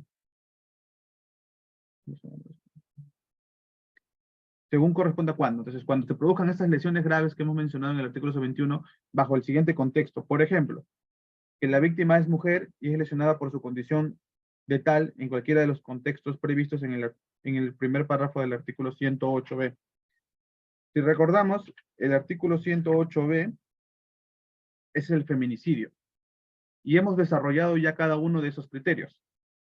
La violencia familiar, la coacción, que es la obligarla a hacer o decir algo en su contra de su voluntad, el hostigamiento, el acoso sexual, el abuso de poder, cuando existe una relación de superioridad frente a la mujer, el abuso de confianza o de cualquier otra posición o relación que le confiera autoridad a la gente, cualquier forma de discriminación contra la mujer independientemente de que exista o haya existido una relación conyugal o de convivencia con el agente. Bien. Y luego tenemos que la víctima se encuentra en un estado de gestación. Como hemos mencionado también en el artículo 108, la especial gravedad respecto a este inciso número 2 del artículo 121 de lesiones contra las mujeres es de que es un delito pluriofensivo, porque se está lesionando dos bienes jurídicos, un solo bien jurídico, pero de dos personas distintas, que es el bien de la salud física, ¿no? Al lesionar a la madre, también ponemos en riesgo la salud del feto. 3, que la víctima es cónyuge, excónyuge, conviviente, exconviviente, padrastro, madrastra, ascendiente o descendiente por consanguinidad, adopción o afinidad, pariente colateral del cónyuge o conviviente hasta el 4º grado de consanguinidad y 2º de afinidad. Habita en el mismo hogar siempre que no medien relaciones contractuales o laborales, o es que con quien se ha procreado hijos en común independientemente de que se conviva o no al momento de producir los actos de violencia o violencia se dan en contextos del numerales 1. Lo que acá se trata de reducir o se trata de explicar son los miembros que pueden formar parte de lo que es los integrantes del grupo familiar. 4, perdón. La víctima mantiene cualquier tipo de relación de dependencia o subordinación, sea de autoridad económica, cuidado laboral o contractual, y el agente se hubiera aprovechado de esta situación. Bien, aquí existen varios supuestos. Primero, al señalarse cualquier tipo de relación, ya sea de dependencia o subordinación, sea de autoridad, estamos hablando frente a, por ejemplo, la relación que existe entre un padre y una hija. De económica, estamos hablando de aquella de que dependen económicamente de ella. Por ejemplo, el padre o el esposo que trabaja y la madre que se dedica solamente a su domicilio. Estamos hablando aquí sobre una relación de subordinación por el tema económico. De cuidado, aquí hablamos cuando, por ejemplo, como lo habíamos mencionado en el de homicidio, existe una relación.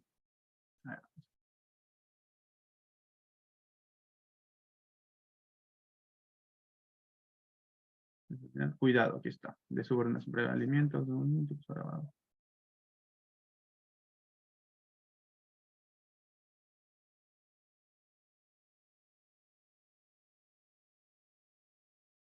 Ya, aquí la agravante de las lesiones es porque la mujer se encontraba bajo cuidado o responsabilidad del sujeto agente. Esta circunstancia se justifica por el abuso de la posición, como les he mencionado, de la confianza o de la responsabilidad configurada. Puede ser también ahí la patria potestad, la tutela o la curatela, o en su caso, algún tipo de relación contractual como el cuidado sanitario, el cuidado educativo, también puede hacerse en el ámbito penitenciario o en los lugares donde se ejecutan las medidas socioeducativas en contra de niños y adolescentes. En el tema del ámbito laboral, cuando existe una relación de subordinación entre empleador y empleado, y en el tema de contractual, cuando exista pues por contrato algún tipo de subordinación para ejercer algún tipo de actividad, y esta debe ser rendida, debe ser puesta en conocimiento, supervisada por el que causa la lesión.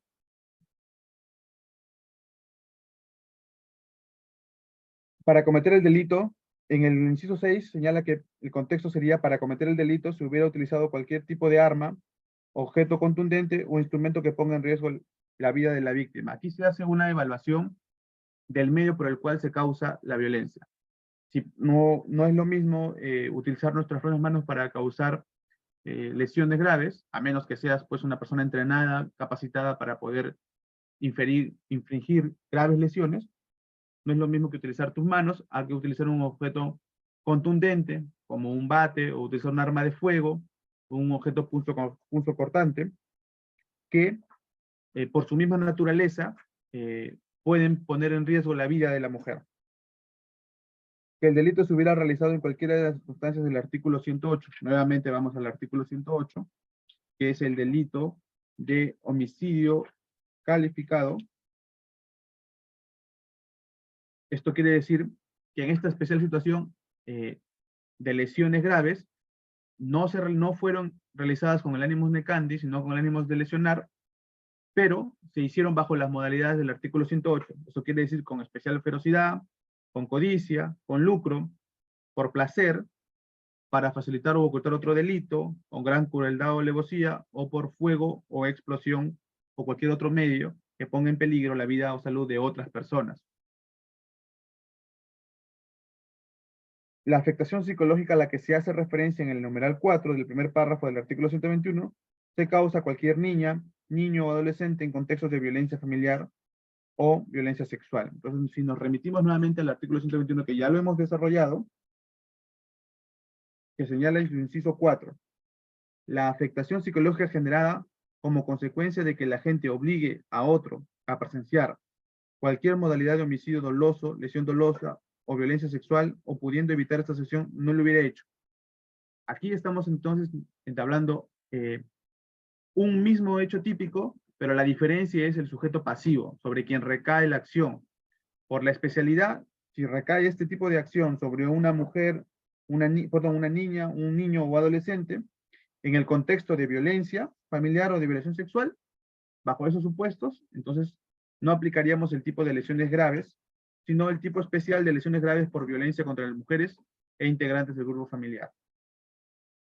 Finalmente, si el agente actúa en estado de ebriedad con presencia de alcohol en la sangre, en proporción mayor a 0.25 gramos de litro, o bajo efectos de drogas tóxicas, estupefacientes o sustancias psicotrópicas o sintetizadas. Bueno, aquí la agravante se da, puesto que el sujeto agente, al consumir alguno de estos elementos que se han mencionado, inhibe sus propias formas de controlar sus impulsos, y frente a ello causa este tipo de lesiones graves a las mujeres o integrantes del grupo familiar.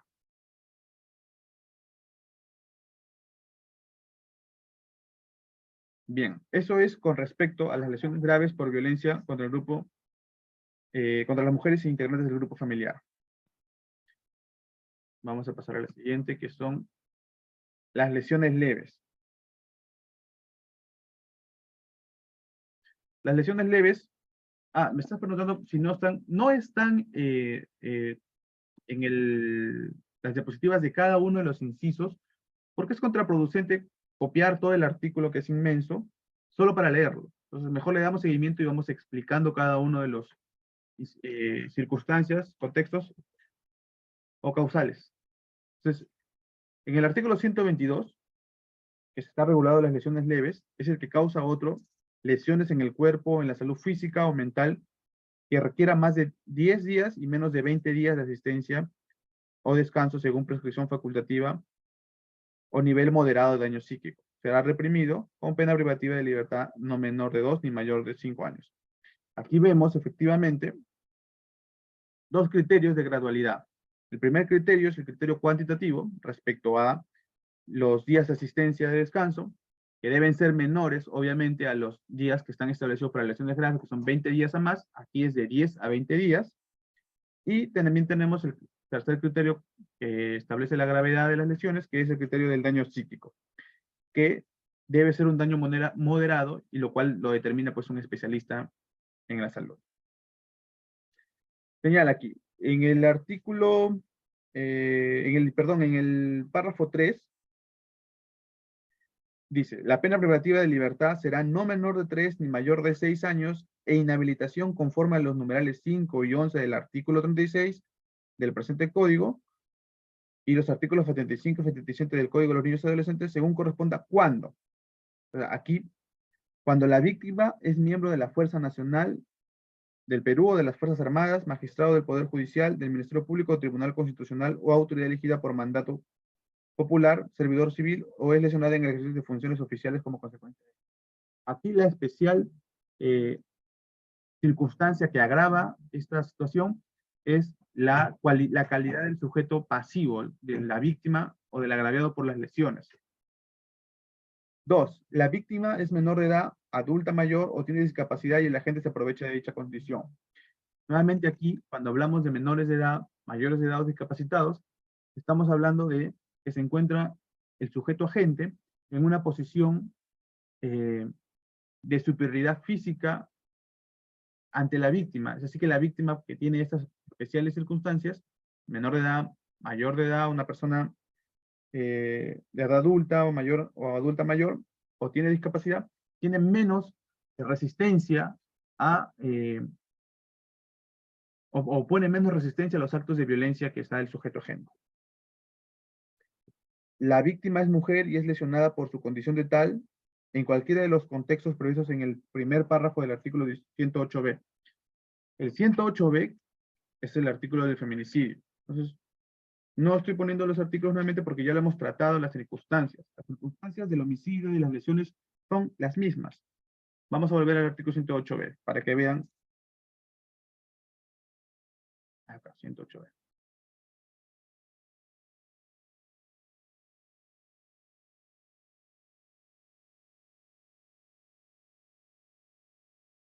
Que se den en un contexto, o sea, las lesiones leves se dan en un contexto de violencia familiar, de coacción, hostigamiento o acoso sexual, se da en un contexto de abuso de poder, abuso de confianza o de cualquier otra posición o relación que le confiera autoridad a la gente y cualquier forma de discriminación contra la mujer, independientemente de que haya existido o no una relación conyugal o de convivencia.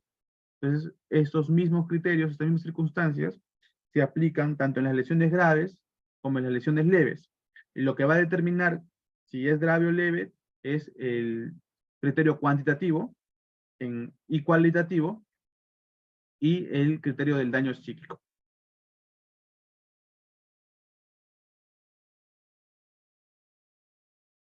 Luego tenemos el inciso D, que dice que la víctima se encontraba en gestación, en estado de gestación. Ya hemos mencionado que el fundamento para que esta sea una situación agravante de los delitos, ya sea de lesiones graves, de lesiones graves contra la mujer o contra el grupo familiar, y en este caso lesiones leves, es la pluriofensividad. Significa que estamos poniendo en peligro el bien jurídico de dos personas distintas. En este caso, el de la madre gestante y el del feto. La víctima es el cónyuge, excónyuge, conviviente, exconviviente, padrastro, madrastra, ascendiente o descendiente por consanguinidad, adopción o afinidad, pariente colateral del cónyuge o conviviente hasta el 4º grado de consanguinidad y 2º de afinidad, habita en el mismo hogar siempre que no medien relaciones contractuales o laborales, pues con quien se ha procreado hijos en común independientemente de que se conviva o no al momento de producirse los actos de violencia o la violencia se da en cualquiera de los contextos de los numerales 1, 2 y 3 del 108. B, es el delito de feminicidio. Este inciso tan largo es lo que da cuenta quiénes forman parte de lo que se pueden entender como integrantes del grupo familiar. Entonces, lo que nos da aquí es una descripción de quiénes pueden ser los sujetos pasivos del delito de lesiones leves en la agravante de formar parte de o ser parte del grupo familiar, o integrante del grupo familiar. En el inciso F señala, la víctima mantiene cualquier tipo de relación de dependencia o subordinación, sea de autoridad, económica, cuidado, laboral o contractual, y el agente se hubiera aprovechado de esta situación. Esto ya lo hemos desarrollado sobre los vínculos que pueden existir o sobre las relaciones de dependencia o subordinación, ya sea por cuestiones pues, de autoridad, cuando hablamos, por ejemplo, por cuestiones de, en el epílogo de, perdón, en el contexto de las Fuerzas Armadas y la Policía Nacional del Perú, hay una relación de jerarquía, jerarquizado, pueden darse ahí cuestiones de lesiones. En el tema económico, cuando, por ejemplo, una persona económicamente depende de otra, hay una relación de subordinación por materia económica. Cuando existe una relación de cuidado, por ejemplo, la parte potestad, la tutela, la curatela, cuando se hubiera aprovechado de esta situación. También en el ámbito laboral, cuando hay una relación de subordinación entre empleador y empleado, y una relación contractual también. Para cometer, en el inciso G, para cometer el delito, se hubiera utilizado cualquier tipo de arma, objeto contundente o instrumento que ponga en riesgo la vida de la víctima. Aquí nuevamente, la gravedad de la... A ver, Nayemi... No, ya no. Se fundamenta la gravedad o la agravación de la pena en el delito de lesiones, puesto que se ha utilizado objetos que, por su especial naturaleza, podrían haber puesto en peligro la vida de la persona. No es lo mismo, como les mencioné, causar lesiones leves usando tus brazos, usando tus piernas, tus manos, que causar lesiones con un arma blanca, con un arma de fuego, con un objeto contundente, un objeto punzocortante. Y finalmente, vamos a terminar con las agresiones en contra de las mujeres o integrantes del grupo familiar. Eso está regulado en el artículo 122b, que manifiesta el que de cualquier modo cause lesiones corporales que requieran menos de 10 días de asistencia o descanso según prescripción facultativa o algún tipo de afectación psicológica, cognitiva o conductual que no califique como daño psíquico a una mujer en su condición de tal o a integrantes del grupo familiar en cualquiera de los contextos previstos. Vamos a detenernos ahí para analizar. Primero tenemos el criterio cuantitativo, que señala que el que de cualquier modo cause lesiones corporales que requieran menos de 10 días de asistencia o descanso según prescripción facultativa. Esto va en concordancia con el criterio cuantitativo en las lesiones leves, que es de 10 a 20 días, y el criterio cuantitativo en las lesiones graves, que es de 20 a más.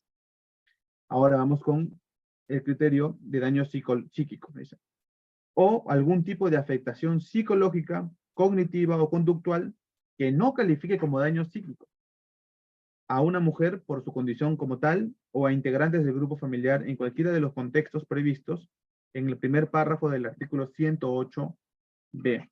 Si nuevamente vamos al 108b, vemos que los contextos en los que se puede desarrollar esas agresiones son la violencia familiar, que ya lo hemos desarrollado, la coacción, el hostigamiento, el acoso sexual, el abuso de poder, el abuso de confianza, cualquier forma de discriminación contra la mujer independientemente de que haya existido o no una relación conyugal o de convivencia. Continuamos con el artículo. Será reprimido con pena privativa de libertad no menor de 1 ni mayor de 3 años e inhabilitación conforme a los numerales 5 y 11 del artículo 36 del presente código y los artículos 75 y 77 del Código de los Niños y Adolescentes según.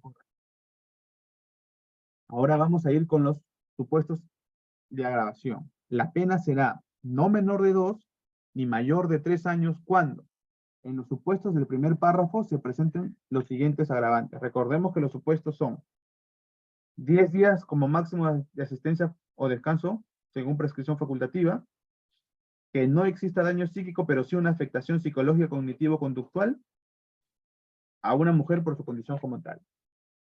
Los agravantes serían, si se utiliza cualquier tipo de arma, objeto contundente o instrumento que ponga en riesgo la vida de la mujer, la vida de la víctima, perdón. Aquí, el fundamento principal es que existe la potencialidad de que al usar un arma, ya sea un objeto punzocortante, un arma de fuego o un objeto contundente, puede haber determinado que esa agresión podría haber sido una lesión leve o una lesión grave.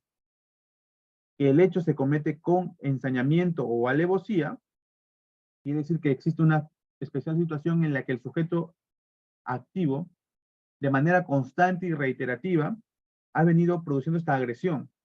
Y con alevosía significa que ha existido un grado de confianza y lo ha puesto en un estado de indefensión en la que el sujeto pasivo, la víctima o la agraviada, no puede haberse resistido ante dichas agresiones. Que la víctima es menor de edad, adulta mayor o tiene una discapacidad, o si padeciera una enfermedad en estado terminal y la gente se aprovechara de dicha condición. El fundamento aquí es que estos sujetos cualificados, los sujetos pasivos cualificados, tienen un menor grado de resistencia frente a las agresiones que podría producir el sujeto activo. 5. Si la agresión participan 2 o más personas, esto es evidente puesto que, como en todo delito en el que el agravante es la participación de 2 o más personas, es que con dicha participación es mucho más probable, es mucho más posible que se cometa o se consume el delito. Si se contraviene una medida de protección emitida por la autoridad competente y si los actos se realizan en presencia de cualquier niño o niña o adolescente. Esos serían pues los agravantes de las agresiones en contra del grupo familiar y de la mujer. Ahora, muchas de estos causales que hemos desarrollado tanto en el feminicidio como en las lesiones graves en contra de la mujer o el grupo familiar, en las lesiones leves también en contra de la mujer y el grupo familiar y en las agresiones, se encuentran desarrolladas en, a ver, y les menciono, en el acuerdo plenario número 1-2016, en el que, si bien se establecen fundamentos jurídicos y conceptuales respecto a lo que sería violencia de género, violencia contra la mujer, estereotipos, se desarrolla también el delito de feminicidio y los medios por los cuales se cometen, también también se establece una conceptualización de lo que viene a ser la coacción, el hostigamiento, el acoso sexual, el abuso de poder, el abuso de la violencia familiar. Entonces sería muy interesante que siempre que vean casos así, estén de la mano con este Acuerdo Plenario 1-2016, que es el que desarrolla estos conceptos muy, muy, muy bien estructurados, porque como hemos visto, los contextos se repiten tanto en los delitos contra la vida como entre los delitos contra la salud. Bien, hasta ahí. ¿Hay alguna pregunta?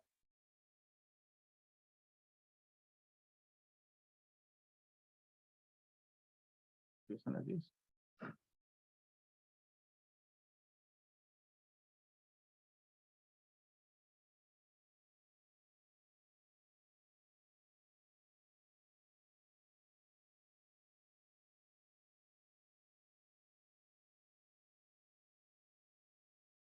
Bien, hay una pregunta, ¿verdad?, que no respondí, que es la de Paola Spilicueta.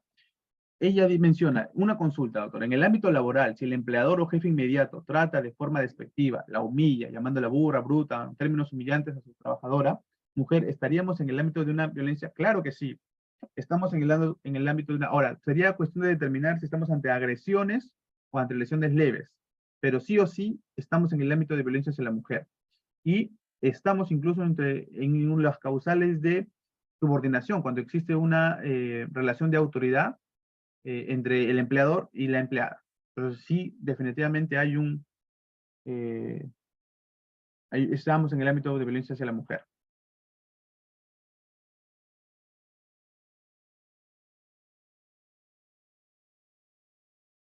Bien, creo que no hay más preguntas entonces.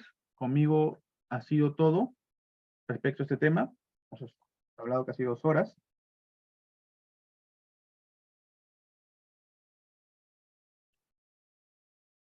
A ver si está el... Sí, doctor, al parecer ya no tenemos más preguntas. Creo que el tema ha sido muy claro. Bueno, solo pues quedaría agradecerle por su presencia en la sesión del día de hoy, esperando pues que la clase haya sido del agrado de todos nuestros participantes. Muchas gracias, doctor. Muy buenas Listo, noches. muchas gracias. Hasta luego.